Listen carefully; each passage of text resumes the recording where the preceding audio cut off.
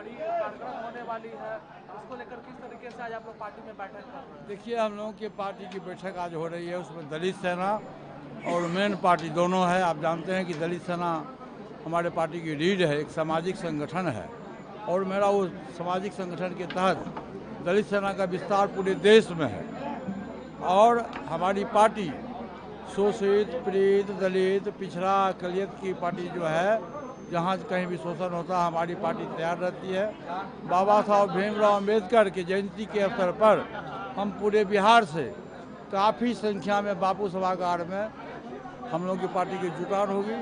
और जो भविष्य की रणनीति है कि 2025 में कहाँ से चुनाव लड़ा जाए, किस दल के साथ चुनाव लड़ा जाए, कितने सीटों पर चुनाव लड़ा जाए, हम जब नेशनल एग्जीक्यूटिव की बैठक बुलाएंगे, सेंट्रल पार्लियामेंट्री बोर्ड की बैठक बुलाएंगे, सेंट्रल पार्लियामेंट्री बोर्ड के हमारे अध्यक्ष दादाजी हैं, और हम बैठक बुलाएंगे। उसमें जो पार्टी का जो डिसीजन होगा, सर्वसम्मति जो फैसला होगा, वो 14 अप्रैल को हम अपनी बात, अपनी पार्टी का सिद्धांत, नीति और भविष्य में हम क्या करने जा रहे हैं वो तमाम आप लोगों को हम अपनी बात को क्या कहेंगे। आगामी जब चुनावी साल है तो क्या किसके साथ आपकी गठबंधन होगी, क्योंकि अब चुनाव बहुत नजदीक आने वाला है, इसी ये साल 14 अप्रैल को हम घोषणा करेंगे, 14 अप्रैल को घोषणा करेंगे। राज को कुछ आज राज रहने दीजिए, 14 अप्रैल को क्या घोषणा। राजद के साथ आपका गठबंधन होगा, क्योंकि बीते दिन पहले आप वहाँ अरे मॉर्निंग शो की डे सब लोग जानते हैं। चलिए, वॉक बिल को लेकर आपका क्या स्टैंड है? नहीं, वो तो हमारी पार्टी का स्पष्ट है। हमारी पार्टी का स्पष्ट फैसला है कि हम मुस्लिम संगठन के साथ है। सरकार के द्वारा जो बिल आया है, हमारी पार्टी उसके विरोध में।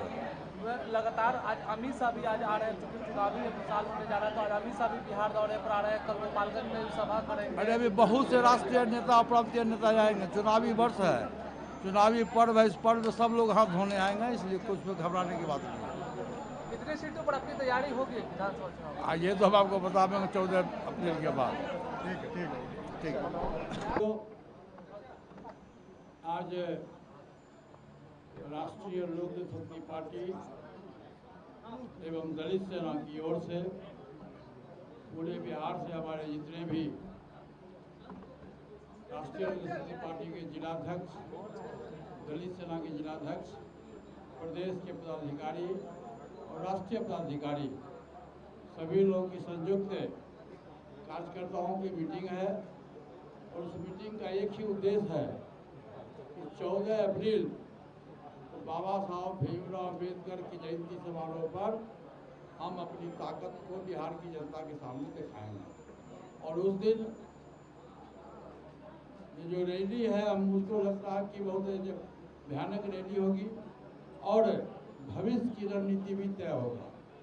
जैसे आप लोगों ने कहा कि कितने सीट पर चुनाव लड़िएगा, क्या करिएगा, हमारी पार्टी का फैसला हुआ है कि अब चलो गांव की ओर। और विगत 3 महीना से हम पूरी पार्टी की टीम के साथ पूरे बिहार में, जिला में और विधानसभाओं का हम लोग भ्रमण कर रहे हैं। और अभी तक कल तक 20 जिला का हम लोगों ने भ्रमण किया है। और जो रेस्ट जिला है वो भी 5 तारीख को दरभंगा है, 6 को अररिया है, 9 को जमुई है, 7 को खगड़िया है। इस ढंग से हमारा प्रोग्राम तय है। और हमारी पार्टी बाबा साहब भीमराव अम्बेडकर की नीति और सिद्धांत पर चलने वाली पार्टी है। और स्वर्गीय रामविलास पासवान जी के द्वारा इस पार्टी का गठन हुआ था। उनके जो अधूरा सपना है उसको हम शोषित, दलित, पिछड़ा, अकलियत के जो लोग हैं, ऊंची जाति के जो गरीब लोग हैं, जो सामाजिक दृष्टिकोण से, आर्थिक दृष्टिकोण से, शैक्षणिक दृष्टिकोण से कमजोर है, उनको मुख्य धारा में लाने के लिए हमारी पार्टी की संकल्प है और लाएगी। राष्ट्रीय लोक जनशक्ति पार्टी क्या किसी गठबंधन में शामिल होंगे, महागठबंधन या एनडीए? देखिए, अभी हमारी तैयारी हो रही है 243 सीट पर, जैसा कि हम लोग के हमारे प्रदेश अध्यक्ष जी ने कहा। और उसमें हम सर्वे भी करा रहे हैं, हम अपने उम्मीदवारों का चयन भी कर रहे हैं कि हमारे पास तो कौन सा जिताऊ उम्मीदवार है और कौन सा टिकाऊ उम्मीदवार है। और 14 अप्रैल को हम लोग नेशनल एग्जीक्यूटिव की बैठक बुलाएंगे। 13 अप्रैल को हमारा पार्लियामेंट्री बोर्ड के चेयरमैन डॉक्टर जवान सिंह जी हैं, नेशनल एग्जीक्यूटिव की बैठक बुलाएंगे। और उसमें पार्टी की जो राय होगी, सर्वसम्मति जो राय होगी, उस राय के मुताबिक हम बिहार की जनता को 14 अप्रैल को और आप तमाम साथियों को भी अपनी पार्टी के भविष्य के संबंध में बता दूँगा। गृह मंत्री आज बिहार आ रहे हैं, क्या कहेंगे? और गृह मंत्री जी आ रहे हैं, अच्छी बात है। भारत सरकार के गृह मंत्री है, उनका आना जाना पूरे देश में लगा हुआ रहता है। बिहार में आए हैं तो स्वागत है, उसको कोई गलत बात थोड़ा है। आ रहे हैं तो कुछ बिहार को देंगे ही, यही अच्छी बात है।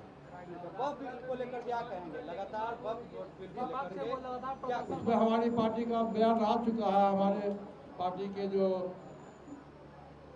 है वो उच्च प्रवक्ता, राष्ट्रीय प्रवक्ता है श्री श्रवण अग्रवाल जी, उनके द्वारा दो बार बयान आ गया हमारे पार्टी की क्या सिद्धांत है, क्या नहीं। हम सरकार के इस बिल के खिलाफ में है और मुस्लिम संगठन के साथ में। देखिए, ये भारत एक बगीचा है, उस बगीचा में सभी जात धर्म के लोगों को रहने का अधिकार है, मौलिक अधिकार, चाहे हिंदू हो, मुसलमान हो, सिख हो, ईसाई हो, दलित हो, पिछड़ा हो, अति पिछड़ा हो, आदिवासी हो, सब कोई मौलिक अधिकार है।